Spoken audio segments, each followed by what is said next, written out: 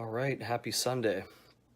I'm not sure if everyone's able to hear me right now, but I'm going to get Matt on the horn here momentarily. Just back in Pittsburgh visiting my family and having to deal with the change in weather. I can barely speak, so this will be interesting. In any case, let me just add Matt here. Connecting. I'm in. All right, are you able to hear me? I can hear you, not in my earphones, but I can hear you outside. Okay, good. I have my earphones on too. I'm not sure if they're powered off or if they have enough juice. How's everything going? Let's get a close up. There we are. I've just got to do that for a mate of yours. There we go. It's really small on my head, so I'm going to take about 2 minutes and then rip it off. So I'm sorry, Nathan, but it's just killing my head. I've got a big head. Yeah, getting hats fitted properly is a nightmare. I finally found a company, and they'll probably go out of business now that I finally figured out the place to order hats from. But how's everything going, man? Your beard looks fierce. You and I have very similar gray patterning there. Well, any comparison to you suits me, then yeah, I'll go with that. It's wisdom, isn't it? And having baby kids, I think. Yeah, it's crazy. I'm getting my ass handed to me right now. It's definitely trial by fire. How old are your kids now? So Dylan's 3.5 and Archer's pretty much 1.5. Yeah, but Dylan's 3.5 going on 15, 16. He's because your oldest is younger than mine, isn't he? Or she? Yeah, we have a daughter who will turn 3 in late January. Yeah, you're just behind. I mean, Dylan, I think girls are worse, but like he's coming out with things like his mum will say, right, you just stop winding me up. And he'll go, no, mummy, you're winding me up. You stop. And it's like just answering back like that. Drives her mad. He has it all figured out. Anyway, yeah, but it's good. Yeah. Are they sleeping? Are they on a good sleep schedule? No, I don't want to jinx it, but Dylan sleeps all the way through. Archer's kind of he's got this habit of just shouting out. And I'd probably sleep through it being a bloke, but my wife kind of wakes up and checks the cam and kind of sometimes will go down. When I'm by myself, because she's away on work or something, I'll sleep through it because I'm just not bothered by it. He's all right. But he still kind of disturbs you and wakes you up. So it was funny the other day. I think there's been some more studies about that. If you get less than 8 hours sleep, then it ruins the rest of your hours awake, and it's definitely been linked with running injuries and stuff. But for me, that's almost like some picture of a spine with a red blob on it, or kind of a slip disc analogy. Yeah. Every time I read this, less than 8 hours sleep is bad for you. It's a nocebo effect for me. I'm thinking, oh, geez, true. That's why I'm so tired. I'm really sick of seeing it. So I just that's interesting. No one talks about that. Yeah, I completely agree. That's a great analogy. And damn it, why do you have to bring that up? I'm sorry, if it's the same for you. I think people need to bear that in mind, because there's some horrible images and pictures and picture of a brain all fried, and they're just going down. And often it's being posted by the same people who are saying, don't put pictures of like meniscus outside the knees and don't talk about this. But it's the same thing. It's making me catastrophize every time I wake up and think, I've only been asleep for 4 hours. How's my day going to be? And I'm affected already. So, yeah. Oh, that's great. Did you have any athletes or friends racing in Kona yesterday? No, not that I know of. I mean, to tell you the truth, we do get some triathletes, and there's a very good triathlete club down here in Brighton. But I'm not in contact with them enough on a regular basis like the runners to know what they were doing. But like I say, yesterday, you probably saw I was up in in Guildford with the British Triathlon, and they had representatives from clubs up there, and a lot of them had team members who were going along there and doing stuff, and so it was an exciting vibe, and they were all just waiting. So it was like 5:30 p.m. UK time when it started over here, and they were listening to me in the morning and then kind of itching to go and watch it and see what was going to happen. What were you speaking to them about? It was they left it pretty much open to me. It was for the running element, obviously, of the discipline.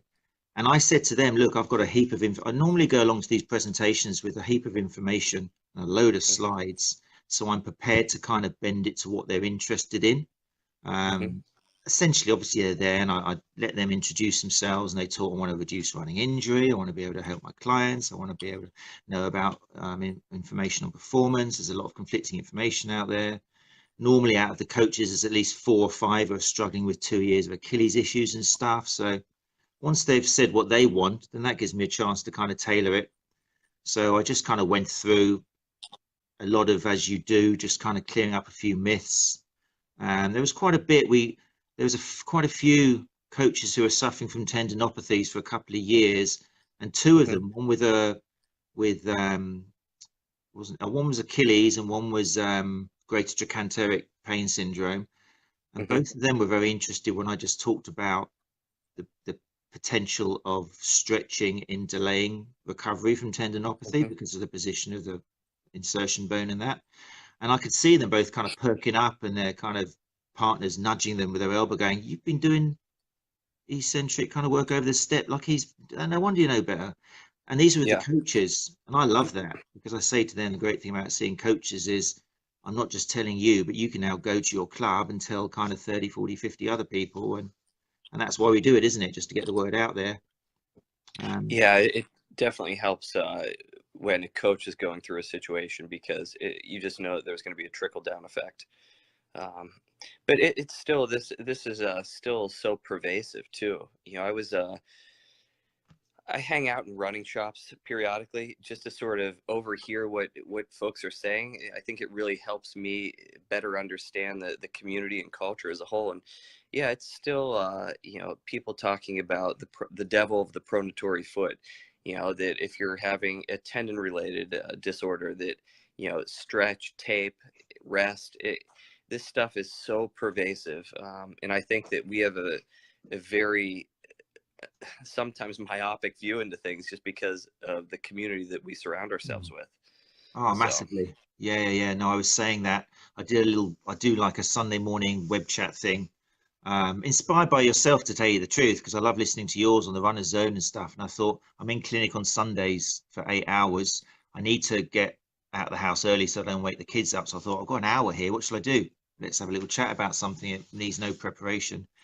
And I mentioned this morning that it was nice going to see the coaches, the triathlete coaches, because when it came to stretching, there was still a load of misconceptions, and they were kind of like, "Our static stretching, we know about that, Matt. We don't do that, but you know what we do is more kind of PNF stuff and the crack stuff." And I'm like, you know what? Maybe it's helping you, but it's probably not working for the reasons you think. And again, why are you trying to achieve that extra range? Even if you find this advanced state of, you know, and that helped me, because when I had a few questions online about stretching, I was like, do people really want to hear about this again on a Sunday morning? But when I was faced with the coaches and they were coming up with things which I was kind of providing evidence and research for, and they were going, "Oh my God, no one's told this before." Again, I realized that we do sit in our little confirmation biases on Twitter and that, because we're surrounded with people who are singing from the same page.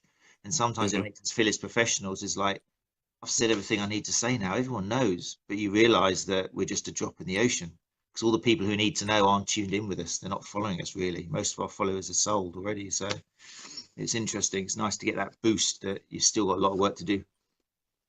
Yeah, along those lines, my interest is so much in trying to get this stuff out to the public. I feel a lot of the times that, you know, when I get into conversations with clinicians, especially people who are staying up to stuff on the literature, that we always end up trying to outsmart each other in terms of the way that we present the material, or some really, you know, try to come up with some really ingenious idea. And right now, it's just like, how do we get this out to the masses? And it's tricky. So it's a technical field, but I think that we can disseminate just some pearls to people that they're going to really latch onto. So in any case, I want to hear about your trip to Africa. It seems like you're on a roll right now. So I'm fascinated with everything that you're up to. It was amazing. The hat came off. Oh no, sorry, Nathan. It's just I've got a big head. So there's my son. It's embarrassing. My son said to me, no, my mum and dad said to my son the other day, they said, "Dylan, do you want to go on your scooter?" And he goes, "No, because I can't wear a helmet." And they said, why is that? And he goes, because I've got a big head. And then he paused and said, actually, I've got an enormous head. It's like he's just got this cranium. And I think I'm quite similar. But anyway, so sorry, Nathan. But thank you very much. Hey, one thing I want to say really quick. You should take that hat and maybe you should add a beard cover, because it rains a lot over in the UK. You could have the hat and it's not a chin strap. It's a beard cover. It's a rain guard. This is true. No one's done that. I mean, I think we're sitting here trying to come up with all this great information for the running community, and the answer is staring ourselves right in our face. Well, we better patent that now. Is this going out live? Damn it, we've lost it. It's already been sorted. I think there's sometimes the beard, because I've got the two kids in the running buggy, and I run along the seafront. It's fairly narrow in places, and you've got people cycling, you've got people walking their dogs, you've got families, and I think sometimes, especially in the rain, having this kind of, when it helps, I'm 6'6" anyway, but if you've got some of this wet beard and this guy kind of growling, then they move out of the way. So it's useful to clear the path. Yeah. You're 6'6". I didn't realize that. Everyone always thinks they always watch these videos that I put out, and they're like, oh man, I thought you were going to be like 6'4". I'm like, why? And I think it's just because I'm generally wearing runner shorts and it looks like I have long legs. So people just assume that I'm that much taller, but yeah, I'm not. I didn't realize you were 6'6" though. Yeah, because I don't normally wear shorts. Yeah. The opposite's true. So where were you in Africa, and how did all this come about? So it was, I got contacted initially via a guy on LinkedIn, which was nice because I've never really benefited from LinkedIn before. I think it's useful when do you use LinkedIn much, or do you kind of? No, not at all. I always apologize to people. I'm like, hey, sorry if you're hearing crickets from my end when you try to reach out to me on LinkedIn. I think it's more for like business, finance, sort of those sectors or domains. Yeah, well, the guy who contacted me was he came from a business finance background, hence he got involved in this project with a Kenyan runner to basically set up a new running company in Nairobi, which would supply kind of Eastern Kenya with the whole shebang. So running coaching, gait analysis, shoe sales, events, the whole kind of thing. And he found me on LinkedIn. So initially, obviously, I was very dubious because all the time you get these emails from Nairobi. I don't know what it's like in the States. It's like, I was waiting for you to give me your bank account and we'll sort it out. And when I showed other people, they were like, yeah, great. You're going to wake up in some bathtub somewhere with no organs, or it's like all the cliches came out. So I kind of went back to him and kind of, all I had at this moment was I had a photo and a name, but we all know from online how that doesn't really mean anything. But anyway, to cut a long story short, he came over to our gait lab in person, which was great. And I learned about him, and he was a guy originally from England who moved to Tanzania, and then his company took him to Nairobi. And basically he was a runner with 20 years of experience in competing. And he noticed how in Kenya, running is kind of in Kenya, although we think of Kenyans as all being fantastic, great runners, and I went along with that impression, the running, especially recreational running, is kind of like where we were in the 90s, where it's just kind of picking up. The main problem in Kenya is people haven't got somewhere safe to run. And despite the fact that we think that they just kind of take off with no shoes on and go running everywhere, there are places where that happens in the poorer villages and stuff because they haven't got shoes. But once you get to kind of outside of those villages, then they're not, one, because they're scared of something happening to them, getting mugged or injured, or even in some places animals attacking them, and two, they just haven't got the ability or the confidence. When he contacted me, and I felt so stupid, but when he contacted me and said, oh, when it was all sorted out, and he said, oh man, you have to come out with this because we're doing a marathon training trip in the morning. I was like, I felt the hairs on the back of my neck stand up, thinking, oh Jesus, I'm going to be the token white guy at the back of this pack of Kenyan runners, just looking very foolish. So I kind of said to him, what sort of pace are you guys running, just out of interest, thinking it was going to be something crazy.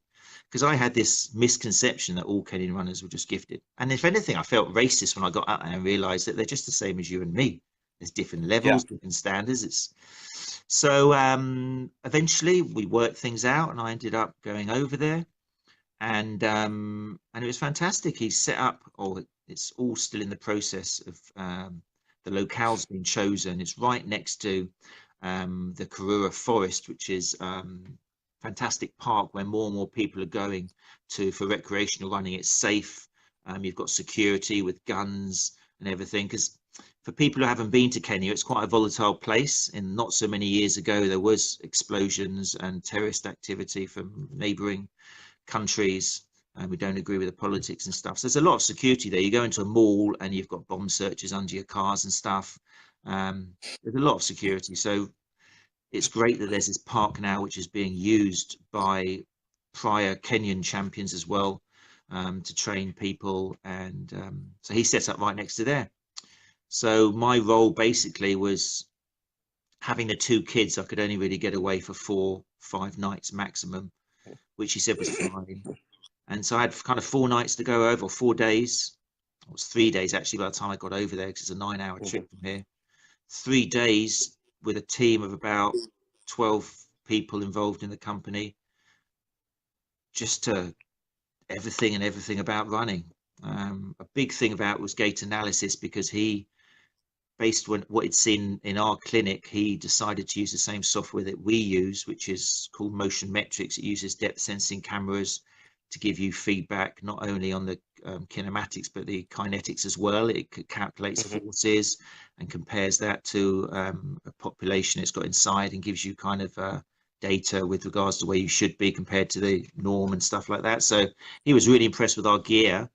And he said, right, give me the name of the contact. I want that over in Kenya. So he's got exactly the same stuff as us, which obviously made it really easy for me to go over. Well, made it easier for me to go over and train them in how to use it, which was a fantastic opportunity, because most of his income will come from selling shoes, but he's really on board with he wants to be evidence-based. He doesn't want to be another shoe shop who's just mentioning overpronation or supination and all that. He's done all the workshops I suggested to him. I was saying, go and see Craig Payne's boot camp and do this, go and see all these different workshops. And he was going to them and sending his staff on the online versions, and really up for it. But the thing which really turned me on about the whole thing was he's doing it all for the love of running and the sport. You know, he's obviously invested a huge amount of money into it, but he's like not expecting to get that money back in the near future at all. It really is because he just loves running. He loves the country. He loves being I think he loves being the white guy in Kenya who's actually realizing that he can go out there and help and do things and bring things to the people. So I was sold from when he told me all of that. I wanted to be part of it as well. Yeah, incredible. I mean, it's rare that you find an individual like that. So it sounds like it has a recipe for success. So do you have plans to go back there? Is this something that you'll be doing on an annual basis? I do. Yeah, I hope so. I mean, in the three sessions which I did with the team, who were a mixture of physios and coaches, and just runners who was going to be on shop floor, we got through a lot because they were really attentive, and to a certain extent, it was quite a nice blank slate. So there wasn't too much objections to what I was talking to them about. But yeah, there was an awful lot more we can do. But I think we left it at, I mean, from the very beginning, I was kind of explaining to them, like, this is the software, for example, this is what it shows you. These are the physical assessments we do before we stick someone on the treadmill. This is the kind of case history we do. This is what we have to watch out for. But obviously their learning will now come from putting each other on the treadmills, going through from it, talking about it, coming across barriers where they're like, how do you explain this? What's all this about? So once they've had some time to practice and yeah, get shop floor experience, then I can go back over and kind of do stage 2. Hopefully that'd be amazing. Yeah, that sounds great.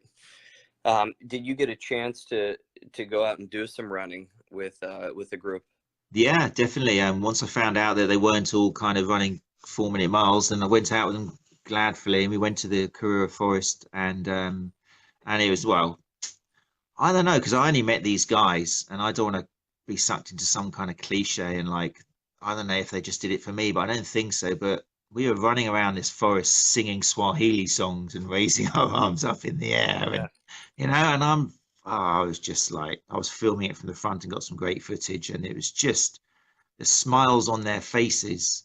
And I kind of joked because back in how long ago was it? Maybe 4 or 5 years ago or something. I was at the London Marathon, and I was lucky enough to meet Emmanuel and George, the Mutais, Emmanuel Hmm. Mutai, and because it was with Adidas, and they were so little, but I remember having a photo taken, they were looking up to me, and I just remember these huge smiles and watching them talk, and just Hmm. thinking, oh, there's this magnetism. I mean, you guys are like elite of the elite, and yet you're so humble and so modest, and just it doesn't look like there's a bad bone in your body.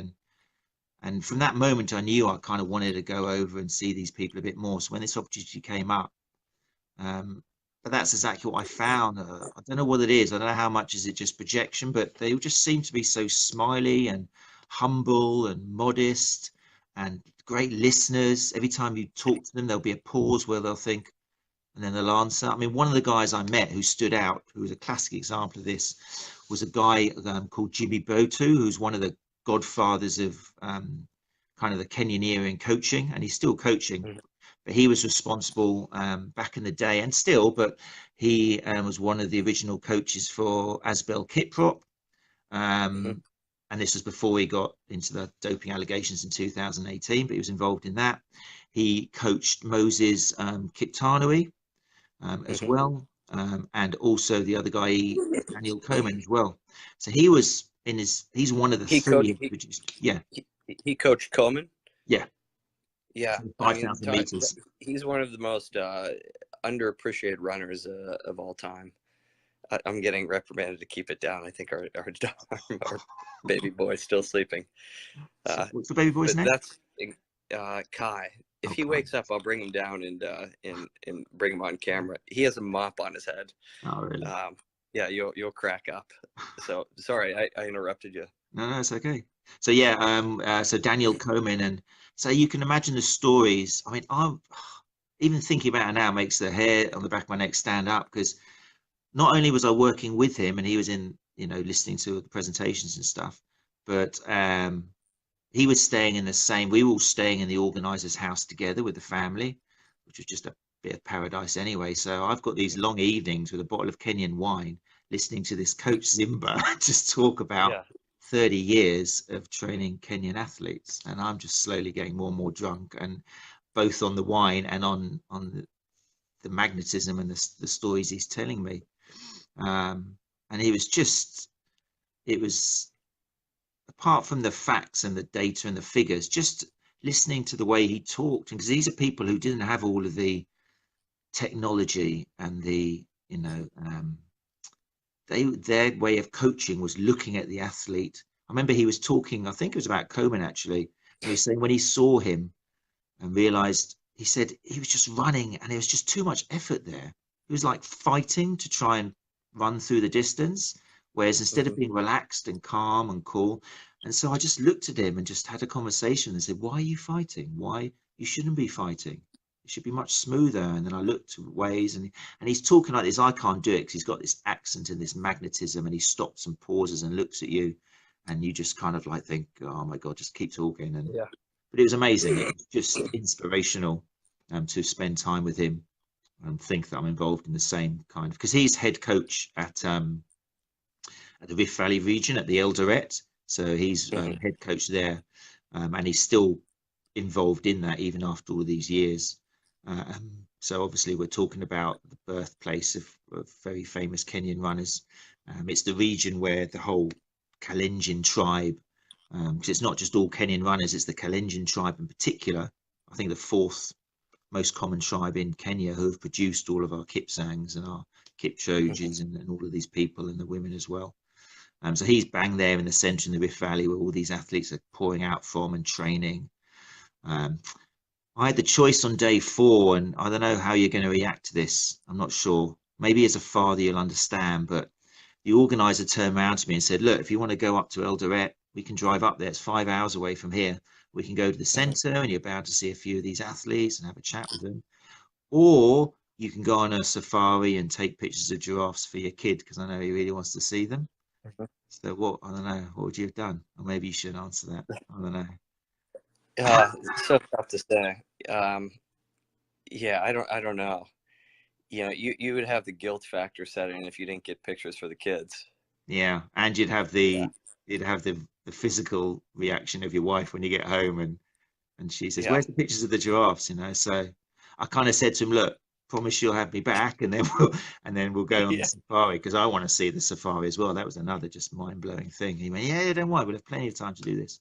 So I went, yeah, "Okay, let's go and get the photos of the zebras and the giraffes and the lions and the buffalo. yeah. We'll do it another time." But yeah, that opportunity was there, so I'll go there back. I'll bet one day I'll go there. That's interesting that you talk about, how he was just saying, look, you look like you're fighting while you're running.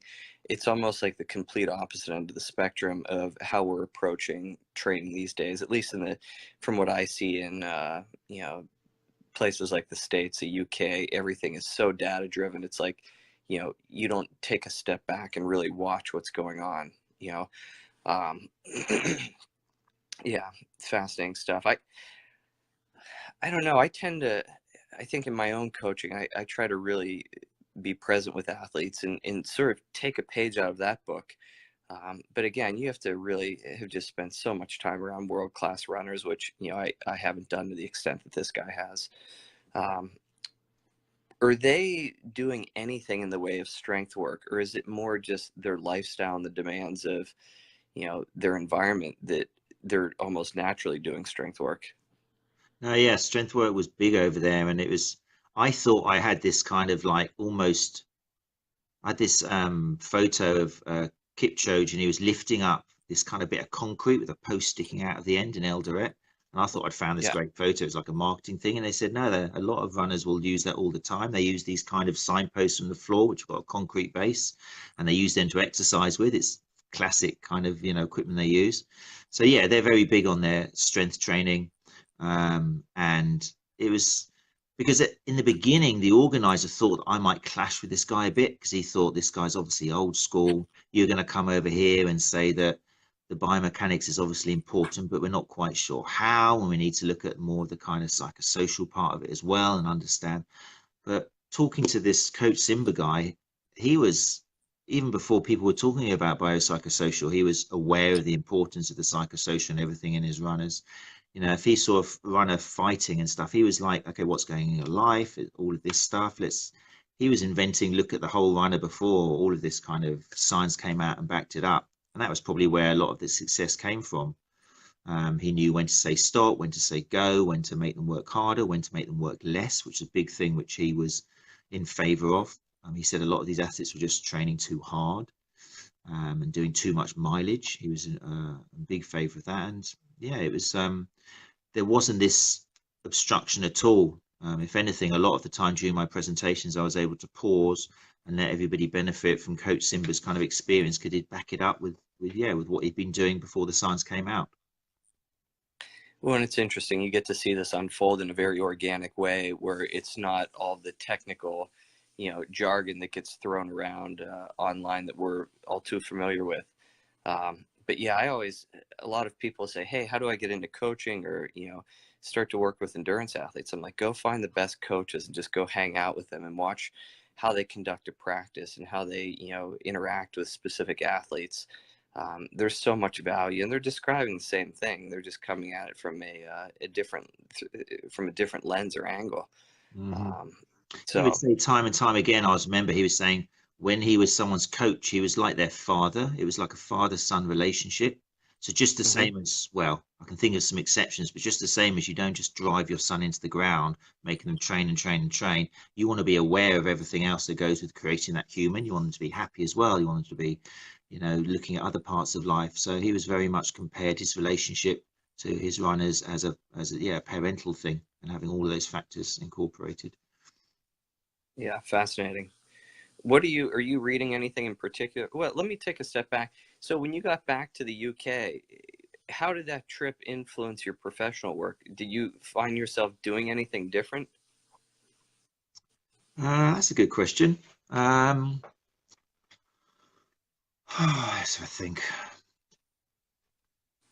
I felt like my initial thing was more on a kind of a just. I felt obliged to explain to people that Africa's not what we think it is. And I understood there was a big fuss in, I remember reading a big fuss about, the song Do They Know It's Christmas Time, the whole kind of Live Hmm. Aid thing, Bob Geldof and that, do they? And I remember a fuss about the lyrics like there won't be snow in Africa this Christmas time, where nothing ever grows, and all this. And it was this article saying that that song damaged Africa so much in enforcing this misconception we've got of it, where when you actually go to Africa and you see that 60-70% of their income is from agriculture, and they've got incredibly rich soil and land, and there's not floods and disasters every day. It's not a bunch of Ethiopians sitting around dying. It's a thriving business community. So Hmm. because of my guilt of not knowing what to expect when I got there, and then realizing how wrong my misconceptions are, I felt a little bit obliged when I got back just to kind of clear that up a little bit and make it made it just felt like everybody should know what I'd come back with. So I think tying that in, it was weird. I don't know how much it was just me and kind of person I am, but for the next week, whether they were clients or people I saw in their street, if they were black and they were obviously from some kind of African heritage, I really felt like just going up to them and going, I understand more now. I wanted to say, like, Hmm. where are you from?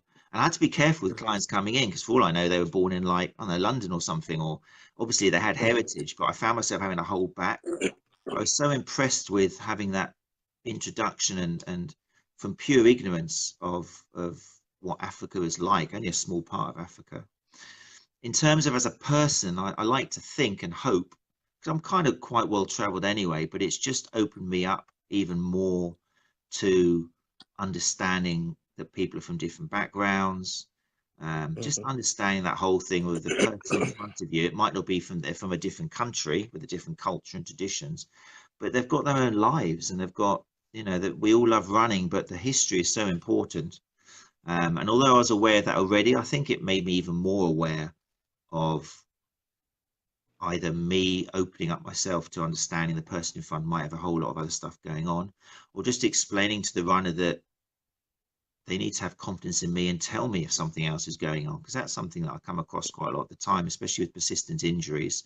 It's only on session 4 or 5 sometimes where maybe a runner starts crying or something because it's like, look, I haven't told you, but I'm going through this divorce, or my mother's got Hmm. cancer, and although you've kind of opened the door a little bit with the typical kind of questionnaire of how's life at the moment, is it quite stressful? Where would you put it on a 0 to 10? It's not Yeah. until this person has actually worked with you a little bit that they might open up. And often when they have opened up and you kind of explain, look, whilst this is going on, whilst you're at this stage where you could cry any second, that's going to probably have a direct effect on why we're not managing to clear up this Achilles issue or something, and you explain the Yeah. whole threshold thing, and if they start to get that and they realize that until maybe they can't sort out the emotional side for the moment. And maybe they just have to realize whilst this is going on, I can't train for this race. I've just got to say, right, I can't do it, because it's making them realize that even though, and I was saying this to the triathletes yesterday, stress, it's physical and mental, it's all together. And although we feel like going out for a run, if something's going in our lives, which is making it really kind of tumultuous and stressful, we might think that a hard run outside in the rain and is going to help us. But often you're just taking the reserves out even more.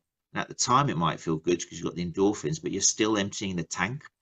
And you might even feel worse from it once your body's realized it's lost even more energy. And so that was that was an interesting point.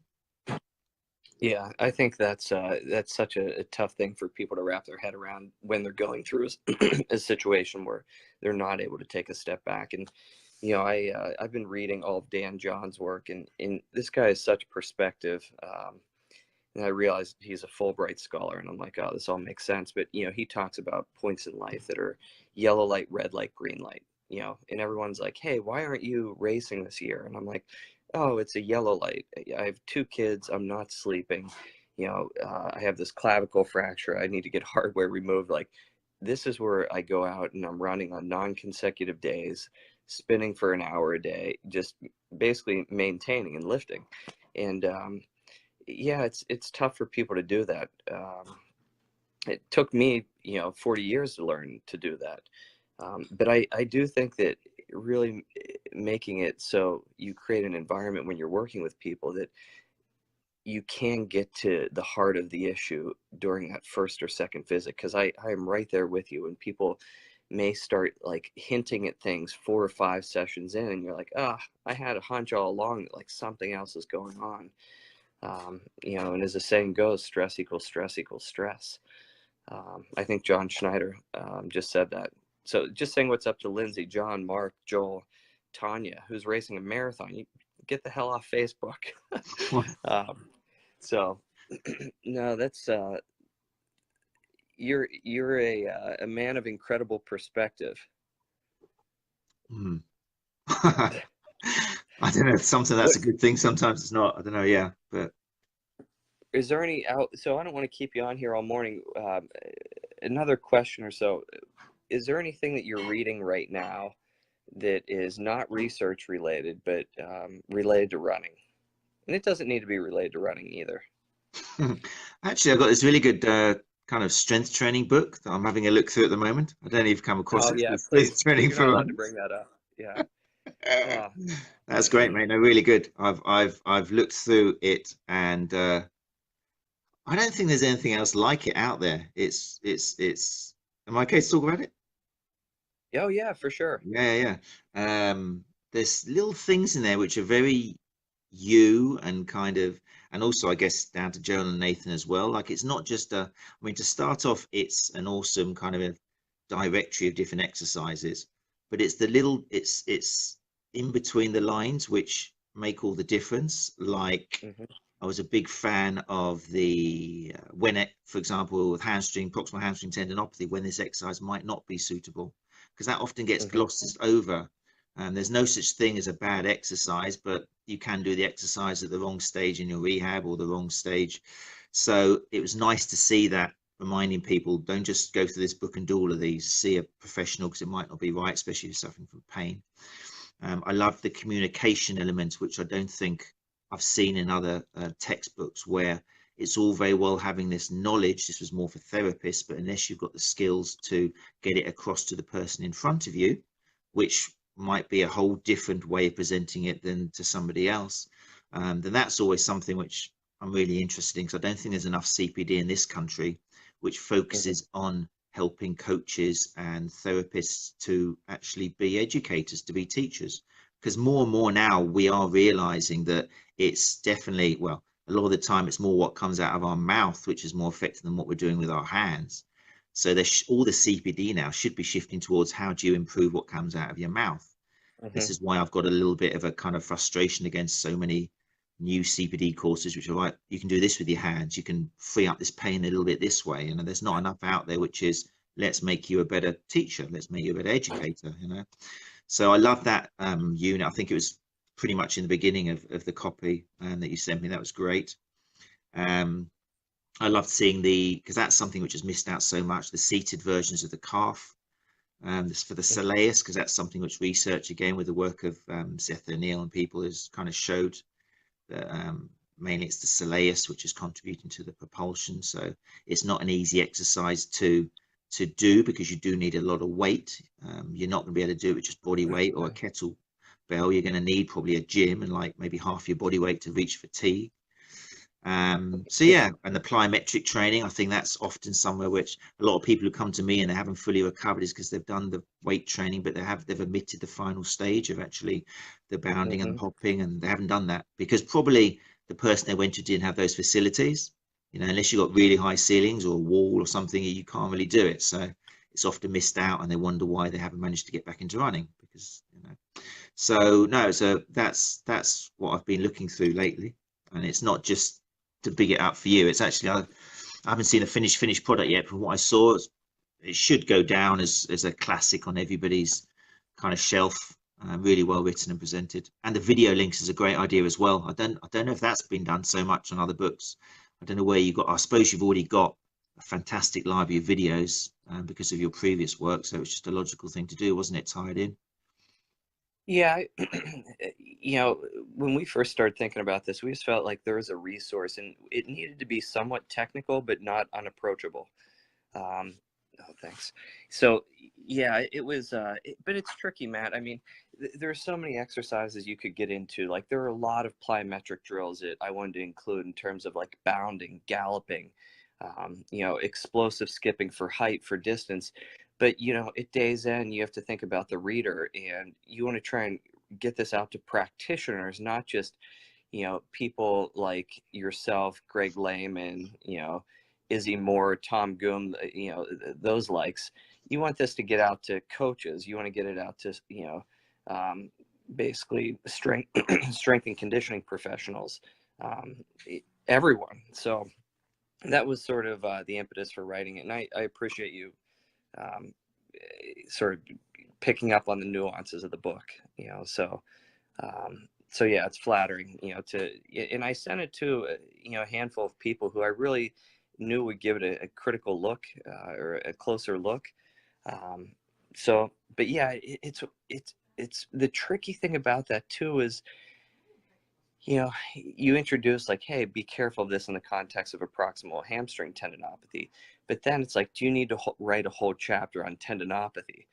And, you know, so that was one of the concessions that we made. And, you know, look, there's always an option for version 2 that maybe it goes a little deeper into the weeds. But in any case, well, I'm glad you took the time to work through some of it. I'll tell you what, I'm reading Percy Sarity's stuff right now. Incredible. And, you know, it's just fascinating. You go back and, you know, probably similar to the coach that you were discussing earlier, you look back at some of these old school coaches and it's just amazing some of the stuff that you can pick up and how it influences your own training and coaching. So in any case, any other podcast? Do you listen to any? Because most of my time is at night time when wife's gone to sleep, and I give myself kind of 20 minutes or so to listen to podcasts. I've actually started going to non-running ones just because I haven't got to listen that intently. But is there any running podcasts which you're kind of into and have been giving you some good information? Or you know, I was listening to a lot of Steve Magnus's podcast, but I've been trying to go back and read up on a lot of just old school coaches and just sort of trying to get a window into their thought process. So yeah, I haven't been listening to a bunch of, I was listening to David Pope's podcast. I think he does an incredible job. He gets all the top experts in the world. He obviously is very well respected in the community. So, but you know, I sort of blast through those pretty quick. I mean, I listen to them verbatim. But yeah, right now, I don't know. I almost try to unplug when I get free time and just pick up a book. And, you know, once the kids go to sleep, just, you know, try to decompress through that route. But is there anything you're listening to? no, not for running related, to tell you the truth. I mean, I'm still, even though I don't practice martial arts anymore, I'm still very much into MMA and I like the philosophy behind it. So a lot of the podcasts I listen to will be kind of about that because it helps me. I'm still interested, but I'm not, like you say, it's nice to disconnect at night time as well. No, I think maybe there's a gap in the market for a lot of the running podcasts out there, like you mentioned, David Pope and Steve Magnus and Jason Fitzgerald. And again, it's almost like listening to a textbook again. And for a clinician, it's a bit hard to switch off. I'd like one which is just more where they get guests in just to chat, like, for example, old school coaches and stuff, and not to be quite so technical, just more memoirs and just kind of, because like you say, reading those books, you can pick up an awful lot about it. So I don't know, maybe someone should start doing that, just having more of a, well, like we're doing really now, but just over podcast sort of thing, you know, with sharing experiences and stuff. That'd be quite nice to listen to. Yeah, Joel, Nathan and I are going to try and do something in terms of a podcast if Nathan would get off his ass. What's that about? Yeah, hint, hint. So he's gonna watch this. He'll probably cut off right before that. No, he's busy. He just had a second child too, and Yeah. he's in high demand. He's an old school coach in terms of like, if you didn't know him and you were talking to him on the other line, he's a character. But yeah, I do think there's a need for that. When I was in New York, I had a chance to spend time with Ted Corbett, and he won the Lifetime Achievement Award from Runner's World. He was literally the Jackie Robinson of distance running. And I had a few chances to sit down and talk with him, and it was just incredible. That was the first time he's like, and he was a physical therapist too. Competed in the Olympics. He essentially was responsible for standardizing all of the distances. It used to drive him crazy because he would say, all these people are comparing these marathon times or half marathon, 10K times, and none of these courses are standardized. He's like, we're comparing apples and oranges. This is so silly. And he essentially founded, I think, the New York City Marathon. I think Dick LeBeau got credit, but anyways, he was the first time who said, Chris, the most important thing, if you're going to focus on strength with a runner, is to develop soleus strength, and it was just like that hit me. And 10 years later, all the research is coming out talking about the importance of the soleus. Having folks like that on a podcast, there's a bunch of icons in New York. I'm sure it's the same way in London. But yeah, there is a need for a podcast like that. We'll try and do it, and obviously we'll bring you on as a guest once we get our ducks in a row. I've said everything I can say now. It's done. I haven't got anything. Yeah, you always say that. There's always something. I mean, last time I had you on, you hadn't been to Africa. I mean, I think that your perspective just continues to get more refined. Are you doing any work with Tom Goom? Well, no. Tom's doing really well with his running repairs course. And because it's interesting because his son, I think he's just got the one, but he was born pretty much the same time as my eldest, because we both did a podcast on the Physio Matters podcast together. I think it was one of the most unpopular podcasts I've ever done because we just agreed with each other, and people don't like that. It was like, and when they did this viewing thing, the top 10, we were in the top 10, but we were down the bottom, and they said it's because you were both so nice to each other, you weren't arguing at all. But following on from that, he really launched into his running repairs workshop, which has gone down really well, and it's taking him abroad and stuff. I kind of played a little bit with workshops and stuff, but I don't know, I think with the kid and then another one coming along, and I quite like being a hands-on dad. I enjoy it as well, and my wife works really hard, so I've had probably less time since then to actually develop courses and stuff. Now that the kids are 3 and 1.5 and a bit more manageable, particularly when they go out to school, then I would like to step up the courses a bit, especially with the gait analysis. Okay, I'm back. We couldn't go out like that. No, I know. I had a very weird image of you in my head. It's good that you're back to your normal weird self. Yeah. So anyways, I just want to thank you again for coming on board. I know it's a weekend. I know you have kids, and you're very kind to do this. So any other parting thoughts? Any other parting thoughts? No, just if people are listening and they are up at my time at 9:30 on a Sunday morning, then join me for a little chat about anything running related. I'm not sure if 9:30 a.m. on a Sunday ties in with people at your end and your time zones, but if you missed the live one, there's always a catch up. You watch the recording, and yeah, subscribe to the website. I'm planning on doing some more workshops. I'm going to try and do kind of longer workshops, 3 or 4 day ones, to encapsulate more, because I think there's so much information to get out there, and there's only little snippets we can do in an afternoon. So yeah, sign up to the website, and yeah, and keep doing the great work you're doing, Chris. Thanks very much for letting me see the book. It's great stuff. Yeah. What's your website? How can folks connect with you online? Just well, the website is sportinjurymat.co.uk.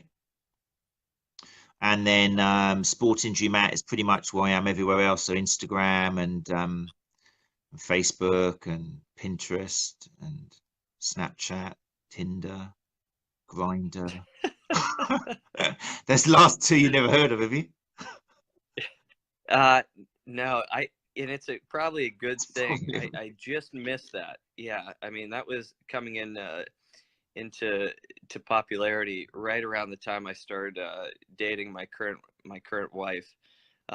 So yeah, there you go. It's yeah. So, that's funny. That's what I'm gonna start.